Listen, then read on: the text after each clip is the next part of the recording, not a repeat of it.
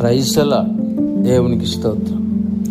దేవుని హృదయం 1 పేతురు 5:7. సహోదరి సహోదరులారా, తన వలె తన పోలిక తన స్వరూపంలో చేసిన మన కోసం మనం ఏ విధంగా అయితే మన హృదయంలో ఆలోచిస్తున్నామో చింతిస్తున్నామో, మనకంటే ముందుగా మనల గురించి దేవుడు చింతిస్తున్నాడంట. ఈ వాక్యం చెప్తుంది, చింతించకండి, మీ చింత యావత్తు నా మీద ఏమంటుంది.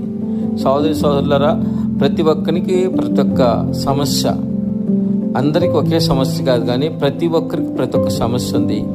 ఈ ప్రతి సమస్యకి సమాధానం ఇవ్వగలిగిన సమర్థుడు దేవుడు గనుక మీ చింత యావత్తు నా మీద మోపడి ఉంటాడు. దేవుని స్తోత్రం.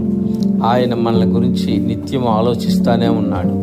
సహోదరి సహోదరుడా, అపవాది పరిపాలిస్తున్న ఈ లోకంలో దేవుడు అపవాదికి మనం చిక్కకూడదని, వాడి ఎదుట మనం దూషించబడకూడదని, ఆయన బిడలమైన మనం తల ఎత్తువానిగా ఉండాలని, సంతోషంగా ఉండాలని, ఆయన్ని స్తుతిస్తూ గణపరుస్తూ ఆయన మహింపరుస్తూ ఉండాలని, భూ సంబంధమైన వాటి విషయంలోనూ పర సంబంధమైన వాటి విషయంలోనూ ఆయన ఏ విధంగా మనకి సహాయం చేయాలో అన్నిటి కోసం ఆయన చింతిస్తూనే ఉన్నాడు.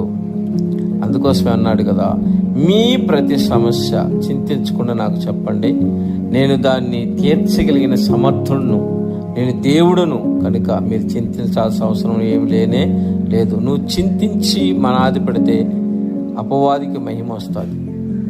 నువ్వు చింతించకుండా ధైర్యంగా ప్రతి సమస్యలో ఉండి దేవుడికి నీ యొక్క ప్రతి సమస్యని చెప్పి సమాధానం పొందుకుంటే అపవాదికి సిగ్గు వస్తుంది.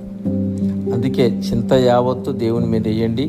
మీరు చింతించాల్సిన అవసరం ఎంత మాత్రం లేదు. మీ ప్రతి సమస్యకు దేవుని దగ్గర సమాధానం ఉంది. దేవునికి మహిమ ఘనత ప్రభావం చెల్లుతాయి. ఆమేన్.